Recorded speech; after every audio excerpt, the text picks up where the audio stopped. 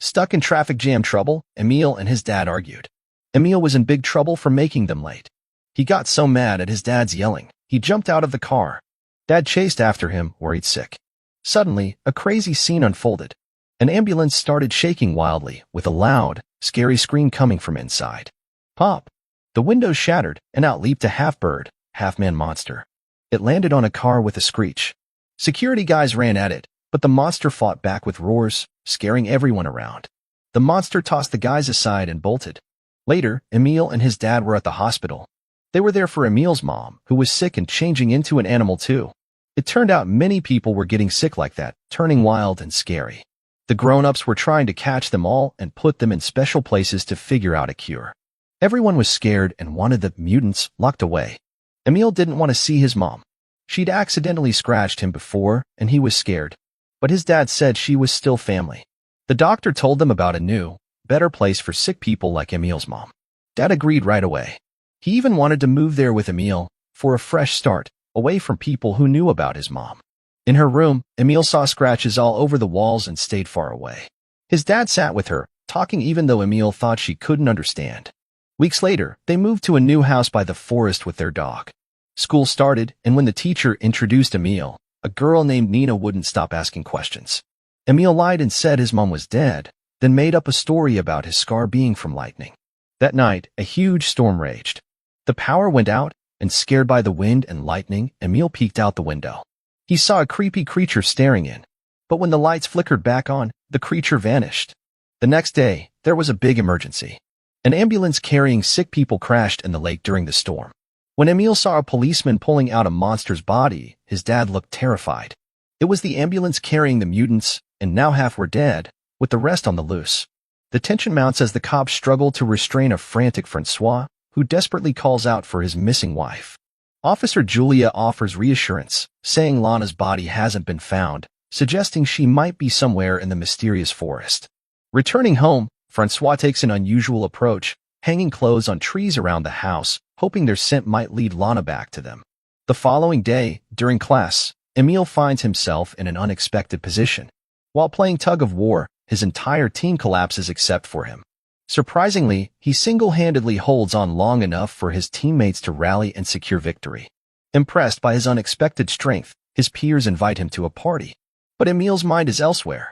He rushes home, consumed by a troubling discovery. Using tweezers, he extracts something from beneath his nails, only to find small claws emerging. Shocked, he inspects his changing body in the mirror, witnessing the transformation firsthand. Overwhelmed by anger and shame, he vents his frustrations by tossing objects around the bathroom before seeking solace in the tub, accompanied by his loyal dog. Meanwhile, Francois encounters Julia, who delivers unsettling news. They've halted the search for Lana, relying on the government's promise of military assistance.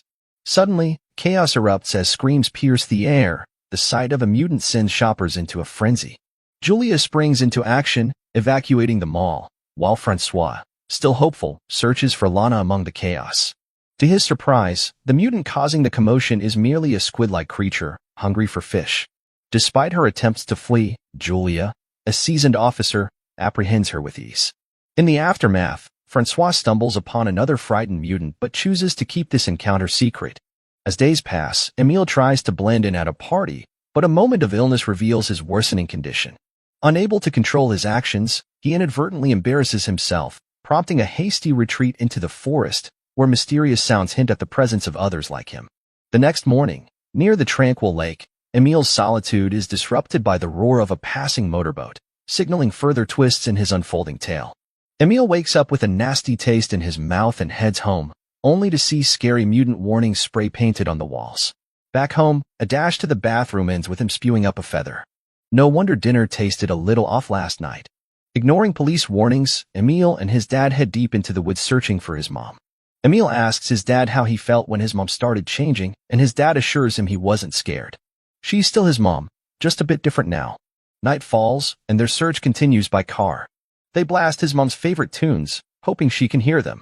They end up sleeping in the car, and in the morning, Emil notices his fingernails morphing again. Oh!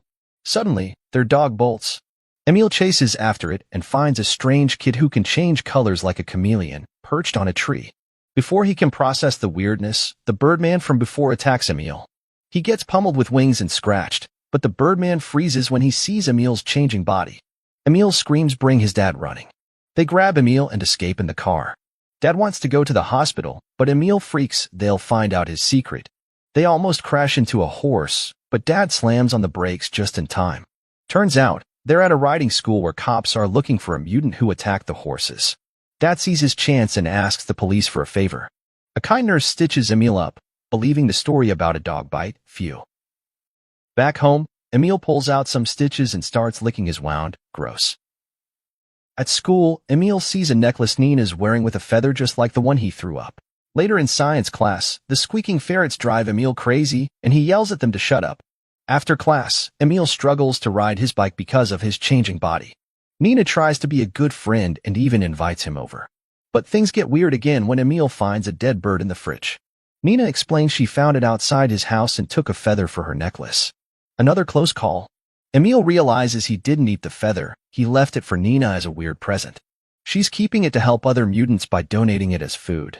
Feeling more connected to his mutant side, Emil jumps in the lake and catches a fish with his bare hands. A neighbor sees this, but whoops. Meanwhile, Emil stumbles upon the Birdman again. This guy, who calls himself Fix because he forgot his real name, keeps trying to fly but keeps crashing.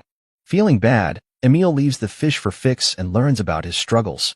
Emil notices Fix is all scratched up from his failed flying attempts. So, the clever Emil suggests a safer spot to practice the lake. They clear out some branches so Fix won't get hurt anymore, and Fix agrees to give it a shot. Back home, Emil tries to bike back, but keeps falling. Deciding to ditch the bike, he tells his dad it got stolen. Not cool, Emil.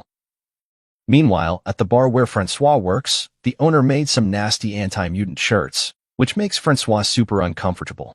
Taking out the trash, Francois hears noises in the back and gets grabbed by a chain mutant. He calms the scared creature down, only to see another mutant running away. Just then, a coworker appears and pushes the creature back with an oar. Turns out, it's her mutant relative she's been hiding at work. Together, they try to get the creature back into hiding, but it freaks and runs inside the bar, causing a panic. Believing the other mutant could be Lana, Francois rushes to the forest and finds his wife, in full bear form. She lets out a roar before disappearing. Back at school, during lunch, Emil feels something funny in his mouth and spits out a tooth. Gross. He pretends it's a baby tooth to avoid freaking everyone out. Later, he visits Fix, who's still having trouble flying. Practice makes perfect. Fix. When Fix takes a break, Emil checks on his wounds and takes off the bandage on his face. Yikes. The doctors did a terrible job removing Fix's growing beak. Meanwhile, Julia joins Francois to search for Lana in the forest. They have to hide every time they see a police car. They don't find Lana, but Francois is shocked to discover Emil's abandoned bike. Back home, Francois notices the bathroom sink is clogged. He takes the pipes apart to fix it and finds a bunch of hair and claws. Now he finally realizes Emil is changing too. When Emil comes home, Francois confronts him with the claws and the bike, but Emil denies everything. Oh, looks like Emil's in trouble. Emil tries to sneak back home, but his dad locked the doors. Emil runs away, but his worried dad chases after him and hugs him real tight. The next morning, Emil eats like a wild animal, but his dad is okay with it. Dad even gives him some special medicine to help him control his urges in school. He checks Emil's mouth and says his new fangs are hidden in the back for now. Dad gives Emil a bunch of new tricks to hide his mutations, cutting his nails, stuffing cotton in his ears, and using hair removal cream. Later, Emil calls Nina. He asks her to scream, and super hearing lets him hear her from way far away. The next day, Emil visits Fix and discovers he can't talk anymore, just chirp like a bird.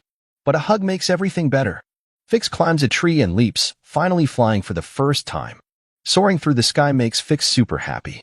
Emil finds his dad working at a festival, but things turn bad fast. They argue and end up fighting. In the heat of the moment, Emil bites his dad, but stops when Dad threatens him. Confused and upset, Emil stumbles upon Nina. They share a kiss in a cornfield, and things get a little steamy. Nina sees his mutations, but doesn't care and keeps going.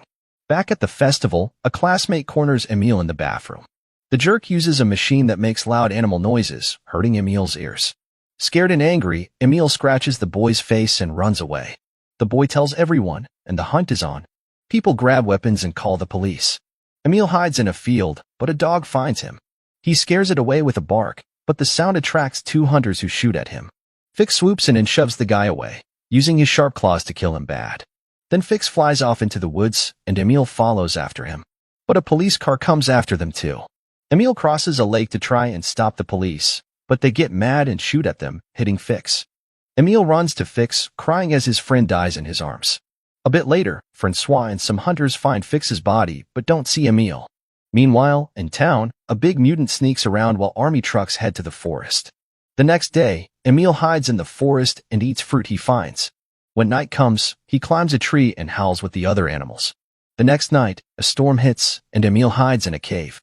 He gets scared when a bear comes near, but then he realizes it's his mom. They touch heads to show they love each other. Then his mom leaves, wanting him to follow. Emil does and finds lots of mutants living together peacefully, including the chameleon girl.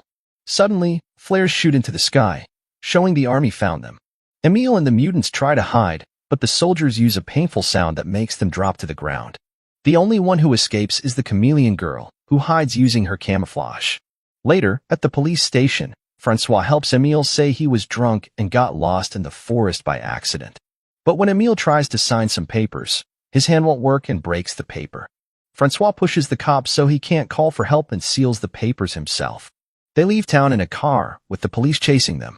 Francois promises they won't go to any bad places and drives fast through a fence to get back to the forest, and yells at Emil to make a run for it.